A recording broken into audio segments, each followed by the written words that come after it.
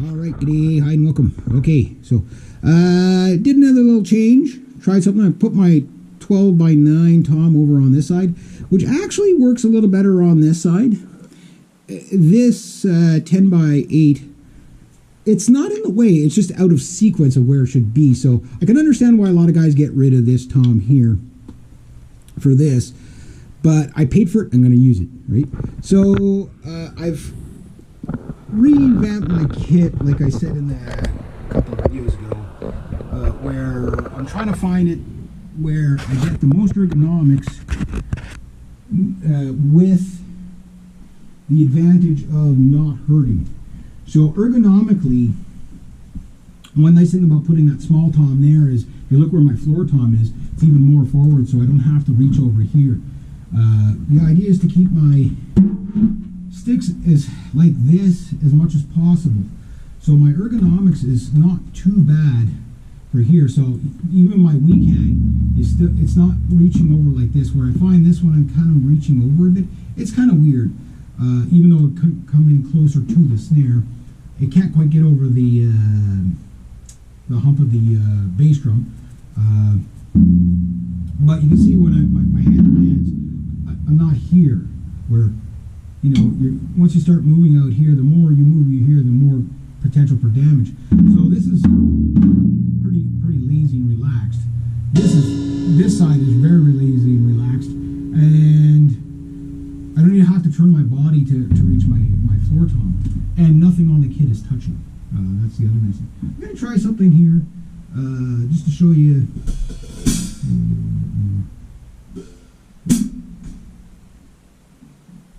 Yeah, so I'm going to make it really noisy. Just going back and forth from the hi-hats to the double pedal. But bringing the double pedal in is pretty much eliminated any sort of crotch muscle strain. There's no nice way to put it. But when the pedal was full out, I was noticing that after, like, once I get it going up to speed, I was starting to use my thigh muscles more, and I didn't want to do that. So I could still use the leg technique, but I can also use the ankle technique a lot easier. And I noticed that the ankle technique, by bringing everything in, has basically made it so that when I bring everything in, it's more comfortable for my legs, so my legs aren't like this. So the actions aren't like hinging right here, and you know, like the ball sockets of your pelvis. It's in like this, so my legs are even more relaxed when I'm playing, which means you play longer, but more importantly, you don't get repetitive injuries. And that's one of the biggest things that I'm not playing with gloves yet, but I do believe the reason why I don't want to play with gloves yet is that I want to make sure that ergonomically that there's no strain anywhere. So like the gloves might mask a bit of the strain. So when I'm playing and I'm completely relaxed, and you know, like there's no strain anywhere, then I know if I put on gloves, it's even more protection from the vibration.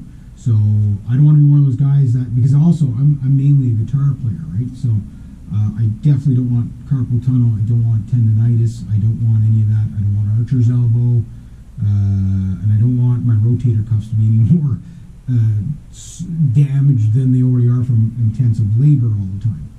So my goal is to be as upright, be able to lift my legs. In fact, I can lift, it's kind of hard, but I can lift both of them. I can lift this one up that high, so that's, I can lift this one up that high. And then I can also, I've got full deflection on that. And then for here, I can deflect like this, and then come back to here. So you can see that my wrists are pretty much 90 degrees out when they do hit the toms over here. And then if you see where my shoulders are, they're very, very close to my body, and that's good. So that means I'm very loose and limber and relaxed, which is going to make learning a hell of a lot easier.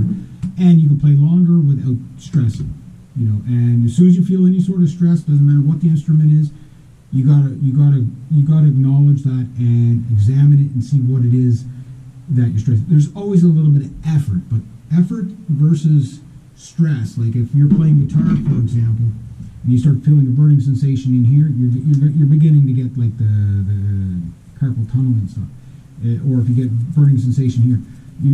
or here, you're going to end up not being able to play the instrument. Well, the drum's the same thing. Guys do a lot of rim shots. They get a lot of vibration back through the stick into the wrist and thumb. So after a while, they can't play the drum because their thumb just hurts so much from the rim shots. But also the angle has a lot to do with the guys with the toms like this.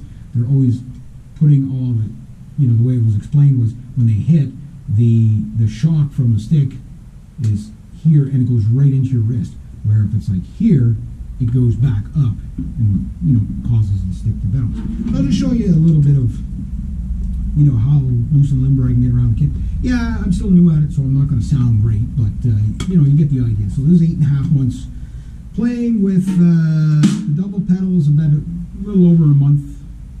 But I'm going to go from the hi-hats to the double pedals.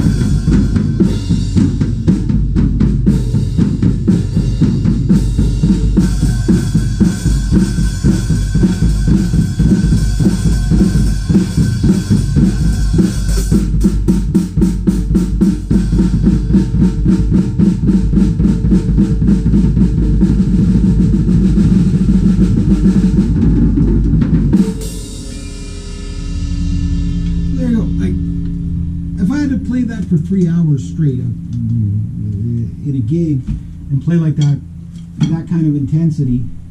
I don't know if I could do a 3-hour gig yet, but I could do that for an hour and it wouldn't stress me out at all.